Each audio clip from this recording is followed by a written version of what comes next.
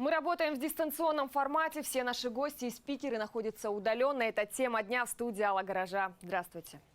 Банк России на время пандемии коронавируса попросил ломбарды рассмотреть возможность дать клиентам больше времени на выкуп заложенного имущества. Вместо 1–3 месяца со дня возврата займа. Такая просьба от регулятора прозвучала, поскольку из-за ограничений на перемещение многие заемщики лишены возможности погасить долги в офисах кредиторов. Вместе с тем Банк России обращает внимание на участившиеся случаи псевдоломбардов. Как не попасть на удочку к последним и как сейчас работают ломбарды страны, об этом поговорим в этом блоке. И я хочу представить одного из экспертов, заместитель начальника Южного главного управления Банка России Алла Храпунова с нами на видеосвязи. Алла Владимировна, я вас приветствую. Здравствуйте. Алла, здравствуйте.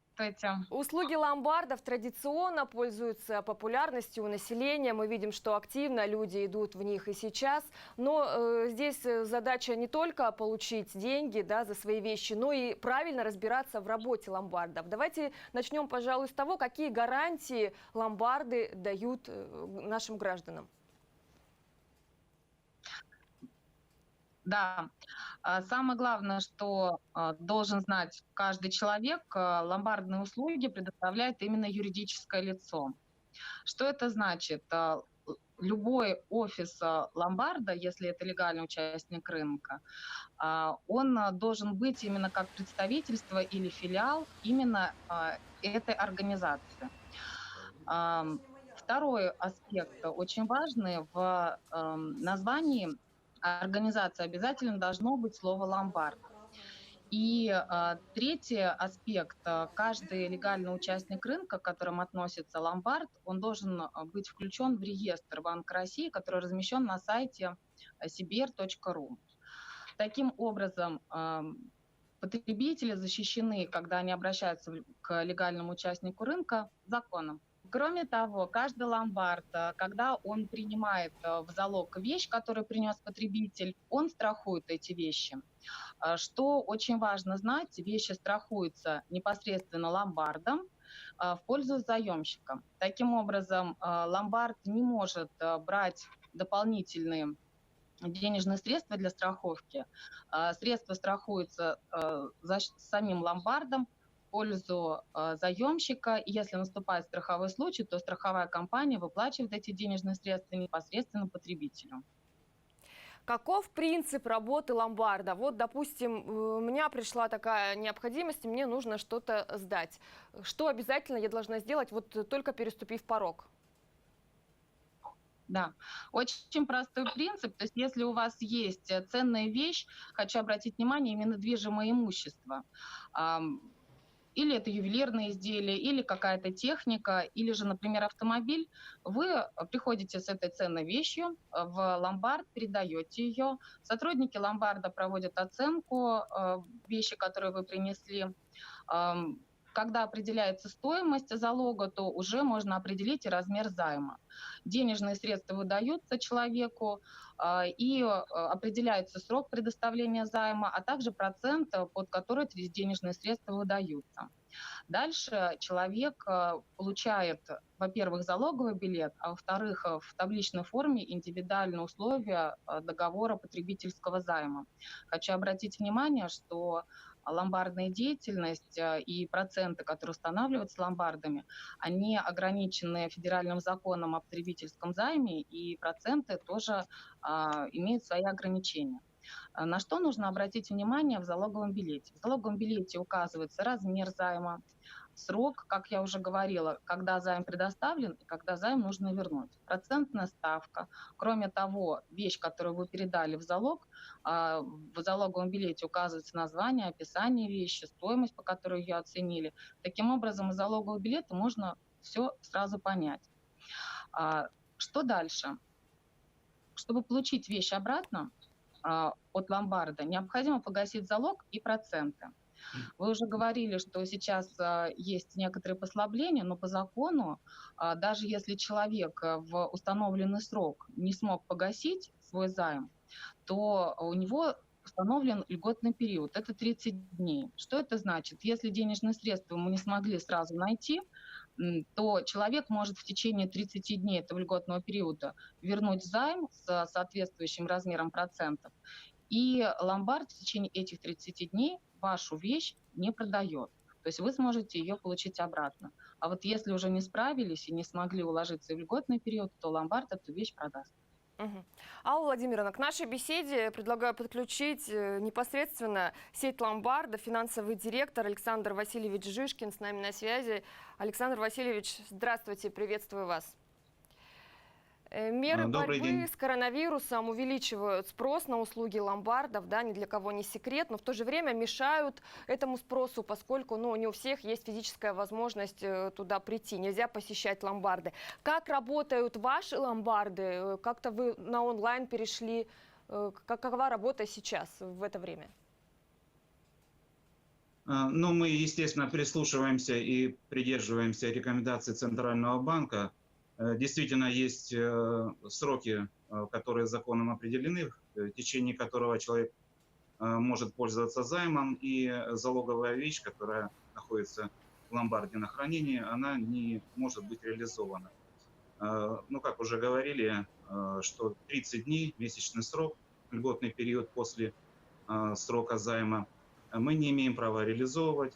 После 30 дней мы имеем полное законное право реализовать. Но в этой сложившейся ситуации наш ломбард, я не могу говорить обо всех ломбардах, но именно наш ломбард идет навстречу заемщикам. Мы продляем эти сроки. Расскажите, пожалуйста, Да. что вообще в принципе можно сдать в ломбард и что сейчас люди приносят чаще всего? Ну, Алла Владимировна все, в принципе, описала очень четко. В настоящий момент в ломбард можно сдать это движимое имущество.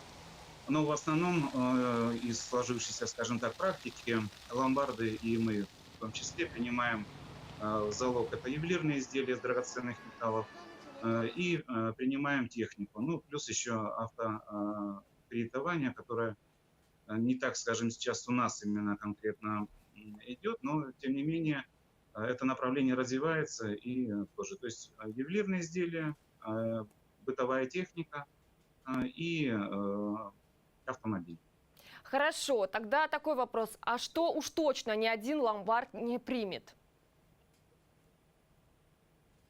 Но точно не примет ломбард в залог недвижимость, потому что мы не имеем права заниматься по закону этим видом деятельности. В залог, в принципе, ломбарды принимают в России вообще в мире, начиная там от фотографий, скажем, до там, каких-то раритетных вещей. Такой момент. Как можно проверить и как проверяют в ломбарде, собственно говоря, что эта вещь конкретно человеку принадлежит, что он ее не у кого-то взял, да, не украл и принес, сдал в ломбард, а что это непосредственно владелец, хозяин вещи принес ее?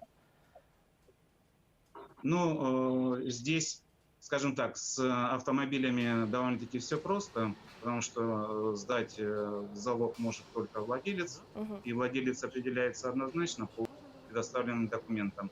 Что касается остальных вещей, ну, допустим, если взять ювелирные изделия, то, скажем, проверить, мы проверяем, естественно, что на действующий паспорт, проверяем по определенным спискам по финансированию терроризма, отмыванию доходов. Но, скажем, однозначно сказать, что это краденая или не краденая вещь, мы не можем. С другой стороны, мы себя обезопасим таким образом, что мы принимаем в залог только при наличии определенного документа, который прописан законодательно, ну, грубо говоря, паспорт. Соответственно, что проверяем, что это именно этот человек. И если даже бывали такие случаи, что, скажем, полиция присылала нам оперативные, скажем, сведения о каких-то вещах, которые были украдены. Мы проверяем по нашей базе, если есть какие-то, скажем, совпадения, мы сообщаем. Ну, уже по факту получается. Это уже по факту. Спасибо вам большое за подробные ответы. Александр Жишкин, финансовый директор сети ломбардов, был с нами на связи. Прямо сейчас ненадолго прервемся, после чего разговор продолжим. Обязательно не переключайтесь.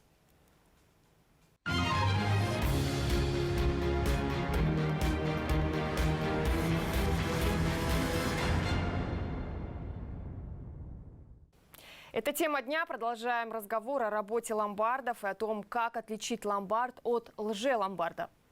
Алла Владимировна, к вам возвращаемся. Ну и давайте все-таки поговорим про мошенников, которые в любое время, в принципе, да, могут пользоваться доверием граждан. Как отличить ломбард истинный, настоящий от лже-ломбарда, от псевдо? Да, очень важный вопрос, и мы внимание потребителей стараемся обращать именно на этот аспект, поскольку сейчас на рынке появляется очень много лже-ломбардов, так называемых комиссионных магазинов. Каждому человеку нужно внимательно проверять, в какую организацию он обращается. Во-первых, я вот вначале уже обращала внимание, что если это представительство легального ломбарда, то договор будет заключен именно с этим юридическим лицом, с этим ломбардом. Во всех документах будет указано название именно этого ломбарда. Поэтому необходимо обратить внимание, чьи услуги предлагаются. Если это ИП или другое юрлицо, например, ООО, то значит это уже не ломбардная деятельность.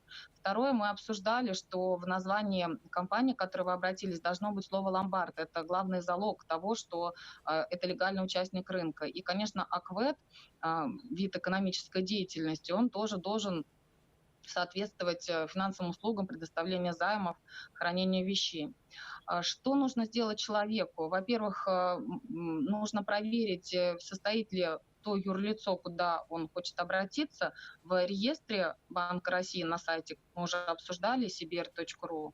Посмотрите, у легального участника рынка всегда документы правоустанавливающие находятся в зоне доступа.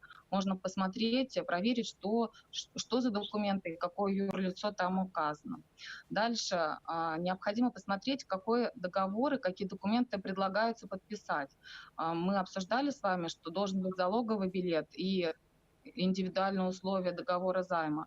А вот мошенники, они могут предлагать такие договоры, как комиссии, договор залога, договор обратного выкупа. Это неверно, это уже не ломбардная деятельность. В чем есть существенное различие между комиссионным магазином и ломбардом? Ломбард предлагает финансовые услуги, предоставление займа, а вот комиссионный магазин фактически он предлагает площадку для того, чтобы продать вещь, которая у вас имеется.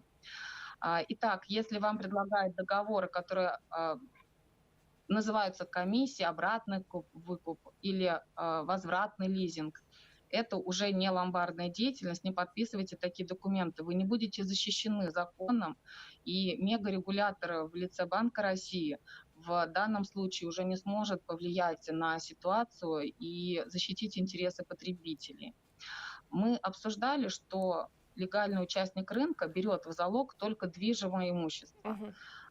Таким образом, недвижимость или же, например, ПТС, что очень часто у нас мы видим в рекламе, это уже не может брать в залог легальный участник рынка.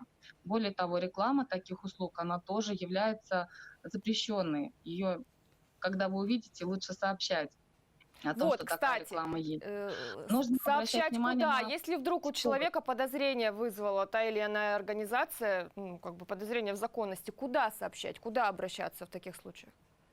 Спасибо за вопрос, очень важный. Нужно сообщать на сайте Банка России, есть закладка специальная, что если вы видите проявление нелегальной деятельности, а то, что мы сейчас с вами обсуждаем, это проявление нелегальной деятельности, сообщайте, и Банк России проводит работу в данном направлении. Это отдельно выведенный бизнес-процесс. Мы по таким обращениям проводим работу, собираем материалы, и обо всех таких проявлениях сообщаем в правоохранительные органы. Незамедлительно принимаются меры, накладываются штрафные санкции, а также выносятся представление о прекращении деятельности, о запрете деятельности. Поэтому не будьте равнодушны, если вы видите такую рекламу или слоганы. Очень часто мы видим: комиссионный магазин лучше, чем ломбард, или комиссионный магазин вместе с ломбардом, или же, например, работаем круглосуточно, то стоит тоже об этом сообщить, мы будем проводить соответствующую работу. Почему нужно обращать внимание, когда есть такое объявление, что работаем круглосуточно? По закону ломбарды могут работать ограниченное время, до 8 часов. Поэтому тоже Мгм. обращайте на это внимание, не Это важно. попадитесь на Я поняла. ловушку мошенников. Спасибо вам большое, Алла Владимировна. Благодарю вас за подробные ответы. Заместитель начальника Южного главного управления Банка России Алла Храпунова была с нами на видеосвязи. Итак, будьте внимательны, если вдруг вам придется воспользоваться услугами ломбардов. Это тема дня. Оставайтесь на Кубань-24.